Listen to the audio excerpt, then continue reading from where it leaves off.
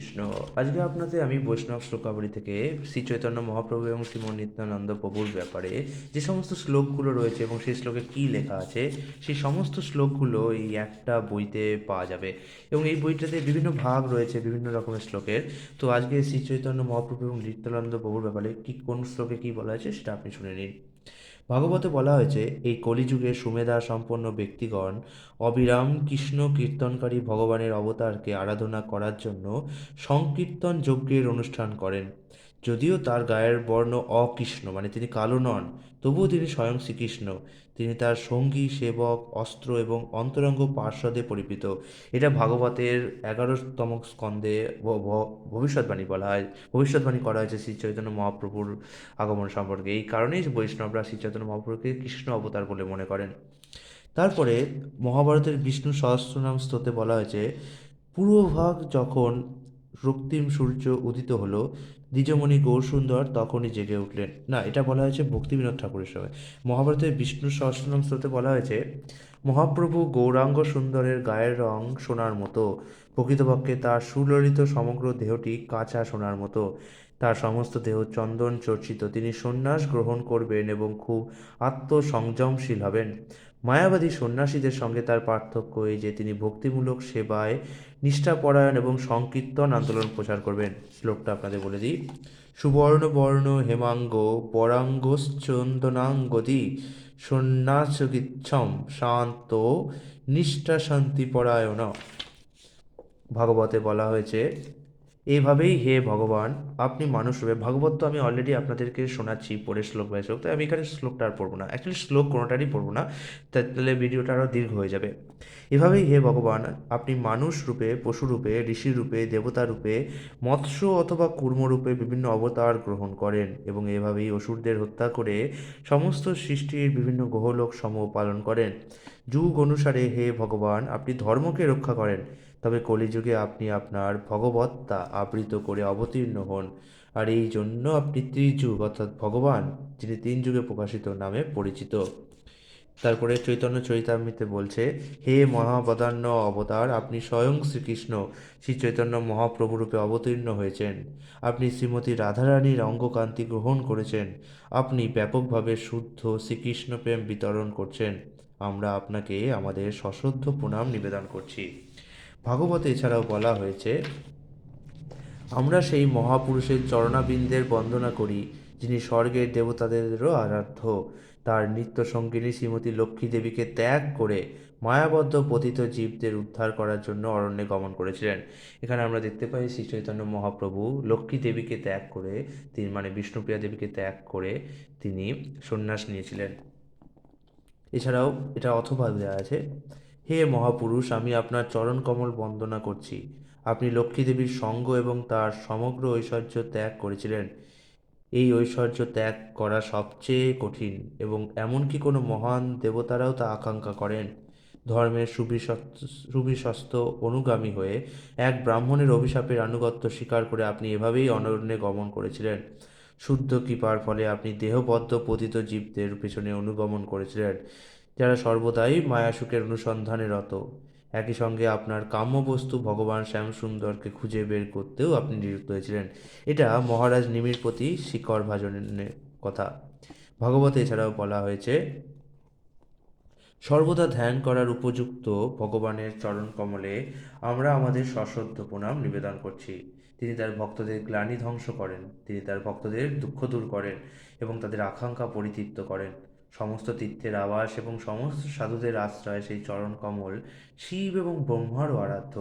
তিনি দেবতাদের জন্ম মৃত্যুর সাগর অতিক্রম করার নৌকাস্বরূপ।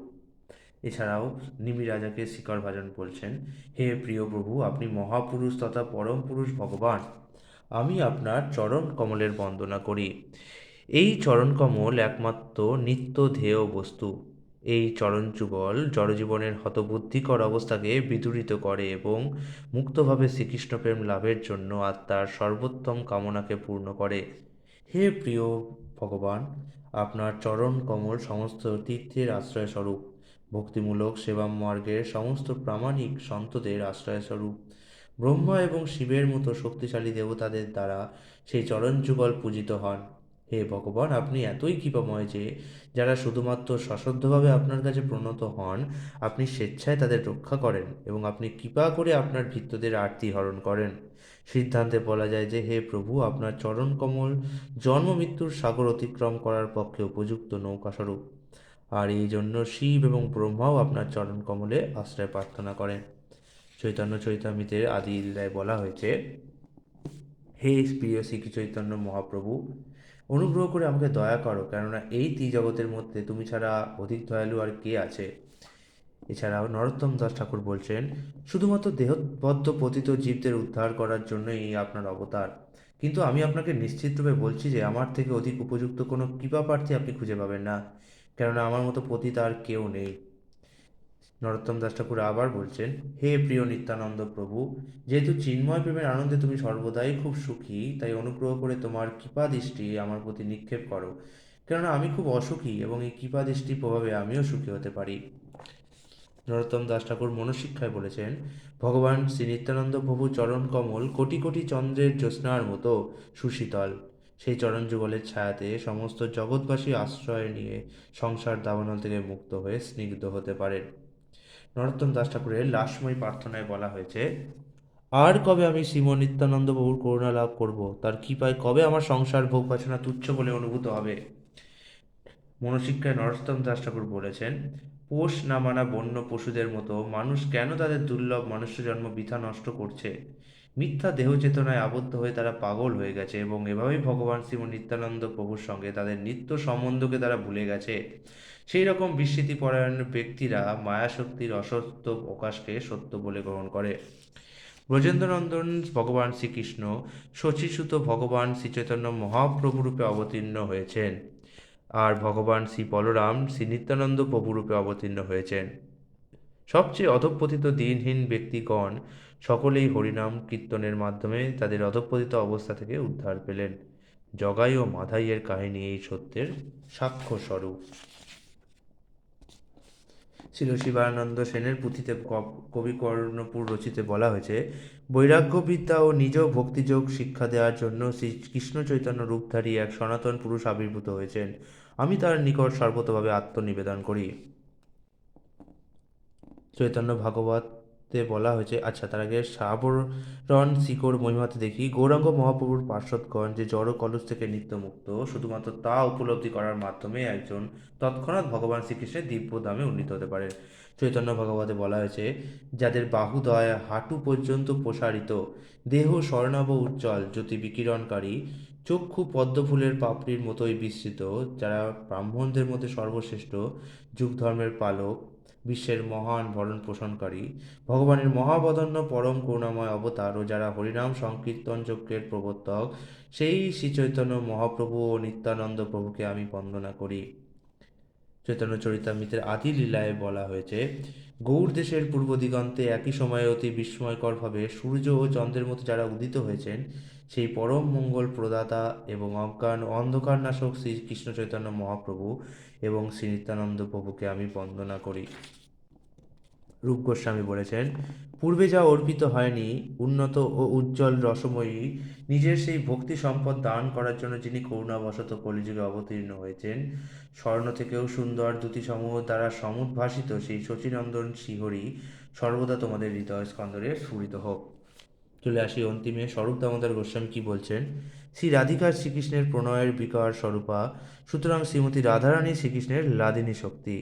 এই জন্য তারা মানে শ্রীমতী রাধারানী ও কৃষ্ণ একাত্ম, কিন্তু একাত্মা হলেও তারা অনাদিকাল থেকে গোলক দেহ ধারণ করে আছেন।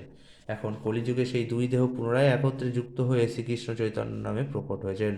শ্রীমতী রাধারানীর এই ভাব ও কান্তিযুক্ত শ্রীকৃষ্ণ স্বরূপ শ্রীচৈতন্যকে আমি আমার প্রণতি নিবেদন করি।